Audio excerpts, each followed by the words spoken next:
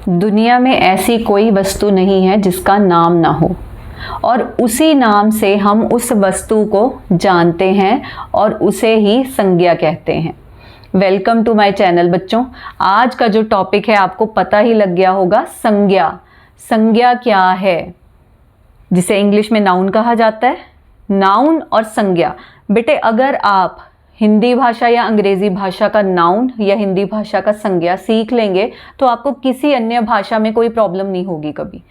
अब संज्ञा को सबसे ईजीएस्ट वे में सीखने का जो तरीका है, हम सबने अब तक संज्ञा की परिभाषा, किसी व्यक्ति, वस्तु, नाम, स्थान आदि के नाम को संज्ञा कहते हैं। मतलब कोई भी वस्तु का नाम, जगह का नाम, व्यक्ति का नाम, उसे हम संज्ञा कहते हैं।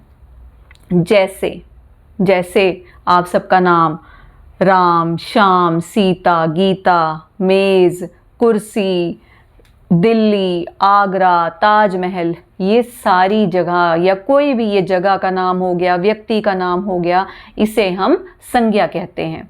अब संज्ञा को हम समझ लेते हैं आसानी से उसकी परिभाषा से या इन शब्दों के माध्यम से, लेकिन जहाँ पर हमें थोड़ी कठिनाई आती है, हम समझ नहीं पाते कि ये संज्ञा का कौन सा भेद है, उसको जानना सबसे ईजीएस्ट वे में हमने कैसे वो हम सीखेंगे।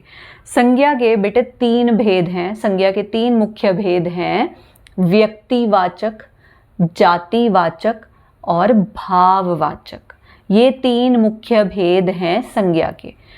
अब व्यक्तिवाचक, देखो हमने क्या करना है, हमने सीखना है शब्दों के माध्यम से ही। पहला भेद है व्यक्तिवाचक संज्ञा, मतलब जहाँ पर किसी व्यक्ति का नाम है, किसी जगह का नाम है, उसे हम व्यक्तिवाचक संज्ञा कहते हैं। सबसे इजीएस्ट वे यही है कि आप ये समझ लो, व्यक्तिवाचक इट मीन्स किसी व्यक्ति का नाम, किसी जगह का नाम, वो आपका व्यक्तिवाचक कहलाएगा। मान लीजिए मैं सचिन तेंदुलकर कह रही हूँ, मैं राम कह रही हूँ, श्याम कह रही हूँ, किसी भी व्यक्ति का नाम, मैं आगरा कह रही हूँ, मैं ताजमहल, दिल्ली, लाल किला, ये देखिए ये जो फेमस नाम हैं वो सारे व्यक्तिवाचक संज्ञा के अंतर्गत आते हैं। दूसरा है जातिवाचक संज्ञा। बेटे जाति मीन्स एक समूह को जाति भी कहा जाता है। अब मान लीजिए मैं बोलूं मेज़, मैं बोलूं टेबल, ठीक है, मैं बोलूं कुर्सी।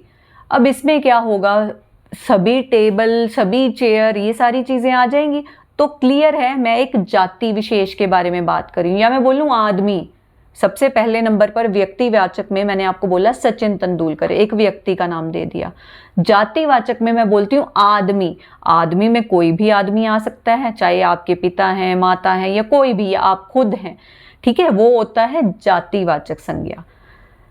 तीसरा है भाववाचक संज्ञा। अब देखिए भाव मीन्स कोई भाव प्रकट होना, खुशी, दुख, गम, हरियाली, खुशहाली। देखिए आपको इन शब्दों को सुनते ही आप चाहे इनको महसूस टच नहीं कर सकते, लेकिन एक भाव प्रकट होगा आपके मन में कि मैम किस बारे में बात कर रहे हैं, ठीक है ना, तो वो होता है भाववाचक संज्ञा।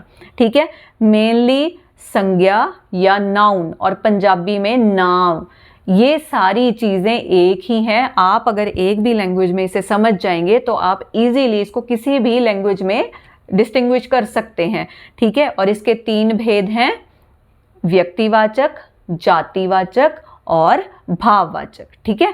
और ऐसे ही आप हिंदी से रिलेटेड कोई भी और टॉपिक से रिलेटेड आप वीडियो चाहते हो तो आप मुझे ज़रूर बताएंगे, मैं उसके लिए मैं आपके लिए ज़रूर एक वीडियो वहाँ से प्रस्तुत करूँगी।